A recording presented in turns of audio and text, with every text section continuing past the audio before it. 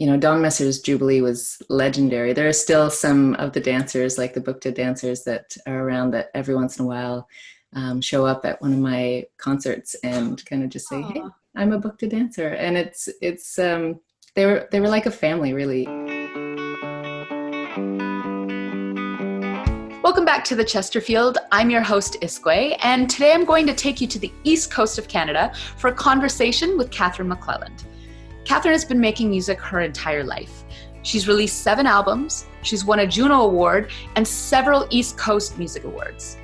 In 2017, she put out a record called If It's All Right With You, the songs of Gene MacLellan, which was a tribute to her late father. And for her CanCon tribute, she's even selected a couple of CBC TV variety shows that gave her father his start. First, a reminder that the Chesterfield is produced by Friends of Canadian Broadcasting.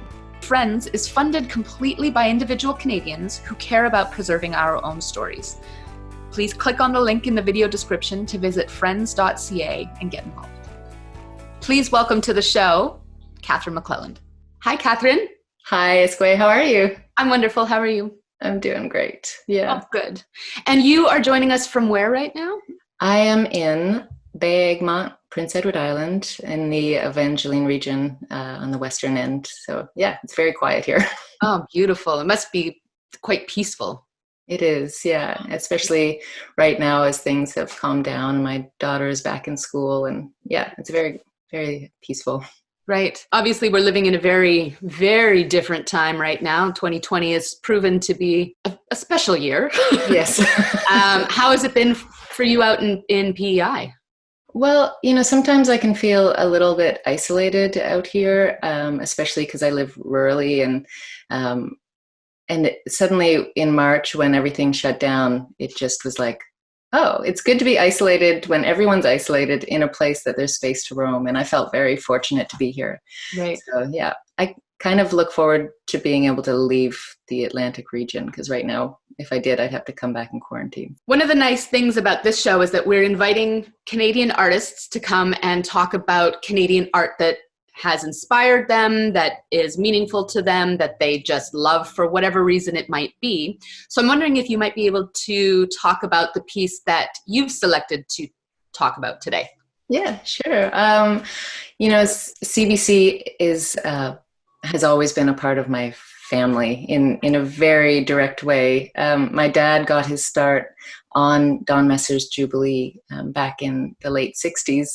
And it was just very fortunate that he did. And it connected him with the whole CBC land. And he became a featured performer on Don Messer's kind of sister show, the Singalong Jubilee. And so that's where he met Anne Murray and all of the amazing East Coast musicians that were such a force in the 60s and 70s. And Don Messer's Jubilee was legendary. There are still some of the dancers, like the booked dancers that are around that every once in a while show up at one of my concerts and kind of just say, "Hey, I'm a booked dancer." And they were like a family, really. And so for my family to be a part of that has been just amazing. And for CBC, I think they've always really tried to give Canadian artists a place to be. And that really came true for my dad. It launched his career.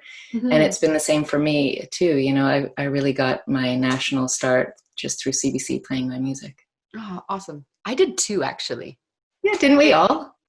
And so did you grow up watching this show? No, it was off the air by the time I came around. But okay. I actually had a chance. When I was 10 years old, we had moved back from Ontario to Prince Edward Island, and Anne Murray was home for the summer and had a reunion of all the Singalong Jubilee cast members and musicians. Oh. And my dad, for some reason or another, decided to take me along, and I was so shy. I didn't go and play with all of the kids. I actually just held on to my dad's leg, basically, and it was cool because I got to see all of these videos that some of Canada's first music videos were, by CBC and from this show, and got to see my dad in full flower power outfits and stuff that I was like, who is that guy? Right. That must have been cool to see. Yeah, and it was again, not to harp too much on the family vibe, but my dad was kind of, he could be seen as a reserved guy. He was kind of quiet and shy.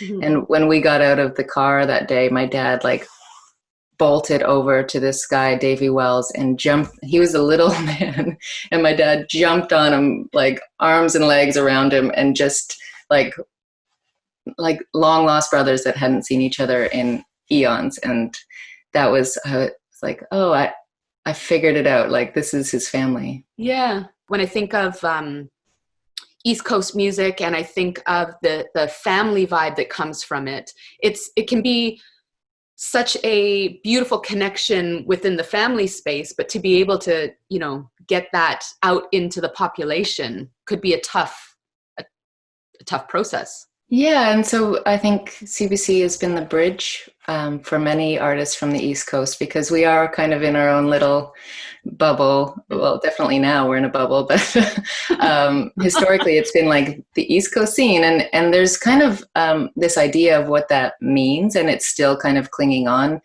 But there's so much diverse music happening on the East Coast, Mm-hmm. and just it's not all fiddles and dancing. It's really cool. And there are East Coasters everywhere, because historically and still today, a lot of East Coast people have had to go to Toronto or go out west to work in the oil fields or to BC. Mm-hmm. And so everywhere I go, even outside of Canada, there's always somebody from PEI or from regional that makes that connection and comes out to experience the music just because they want to see a friendly face. Yeah. My drummer was from Newfoundland, and when we were touring, I was always amazed at how it was like there was a gravitational pull from all the Newfoundlanders that he would encounter, and then would sort of join in and be a part of the crew or the hang. Yeah, it's an instant connection. Mm-hmm. I'm wondering what you feel makes the Canadian music scene so unique. That's a question that I get asked a lot, especially by non-Canadians, because people are always wondering, why is there this huge output of music from Canada, everywhere I go, and probably it's the same for you. There's it seems to be a higher percentage of great quality music coming from this country. And people ask me that all the time. I don't know what it is, because for sure on the East Coast, I think our music tradition comes out of long winters and, a lot of rural living where there's not a lot to do. Mm-hmm. And I guess that could be said of the prairie provinces and lots of rural BC. It's you're from Winnipeg originally, right? Sure. So, yeah. All about the long, cold winters. Oh, yes. So I think that explains Winnipeg's music scene for sure. Yeah. It's interesting that you say that about sort of landscape and climate, and how those two things are so integral in being a part of the sounds that come out. Mm-hmm. Because it does feel like, in comparison to other places, maybe I'm biased, probably I'm biased, but it does feel to me that, sounds are distinctly Canadian. Mm-hmm. Right? There's space in it, I think. That you can't really explain except through maybe that, just the largeness of this country. There's so much space. And there's an ever-changing landscape. If you go from Newfoundland to the Maritimes, Quebec, Ontario, mm-hmm. I don't have to name all the places, and up north too, which has this whole other vibe that is, and there's kind of a unique flavor to every place, I think. Yeah, absolutely. Do you feel that has influenced your path in it? Did you ever have conversations with yourself of recognizing this sort of landscape that you come from, and whether or not you want that to move forward with you in your own music? Yeah, I think, at the beginning of my foray into songwriting as a kid, I wasn't thinking about anything except me and my feelings. Yeah. But as I moved away from PEI and then came back time and again, I realized that this place is really special to my heart. And there's a quiet beauty to this place. It's not rugged like Cape Breton or Newfoundland. It's gentle, and I think that is really reflected in my music. And more and more I'm inspired by the landscape around me and trying to give voice to that. That's a really beautiful way to put that. I'd never thought of it that way. The ruggedness versus the gentle landscape, and how that can impact sort of the spirit of what you are creating. Yeah. I always, when I was a kid growing up, I listened to a lot of like rock and roll and punk music, and I always kind of wanted to be cool and be a punk, but at heart I was just like a PEI girl who likes the forests. You're like, we've got beautiful fox here and everything is rolling and beautiful. Yeah, it's hard to write angry songs when you're looking out at fields and rivers. Right. That's hilarious. Huh.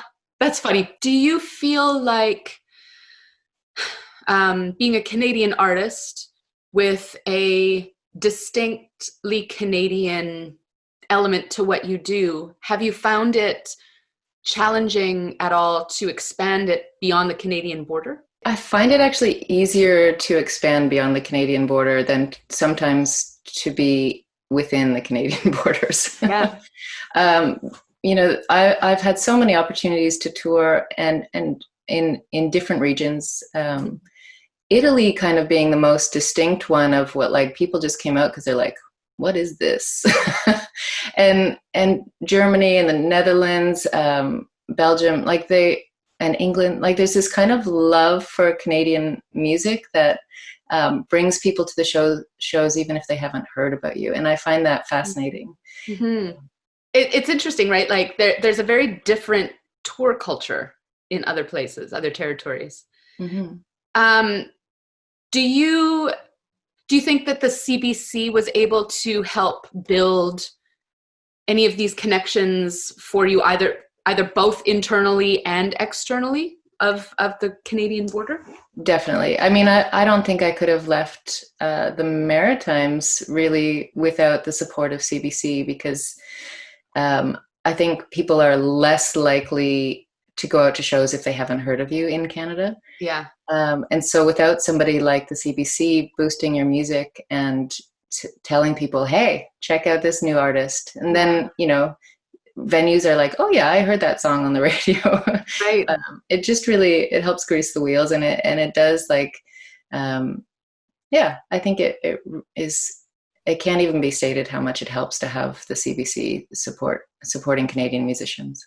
Mm-hmm. I guess my final question then is, how do you feel for the future about the CBC as an example, and sort of what would be your hope for? I'm putting in the word hope. Yeah, well, I do have hope. Yeah. I was really worried in the Harper era when they really gutted the CBC. I thought that was the beginning of the end, and the CBC has persevered and been creative and has, in a lot of ways, become even more relevant. Right. And I don't think that the Canadian music scene as it is would survive without it. So I just, I guess I hope that people recognize it and, just appreciate it and support it in whatever way that they can. Mm. Thank you, Catherine. Oh, thank you so much. It's been so nice to talk with you. Oh, likewise. Thank you for joining me, for sharing your stories of your family and where you come from, and your sentiments and your art and all the beautiful things about you. And I look forward, like I said earlier, I look forward to, taking this offline and finally getting to meet you in a time when we're able to be in person again. That sounds amazing. I can't wait. Thanks so much.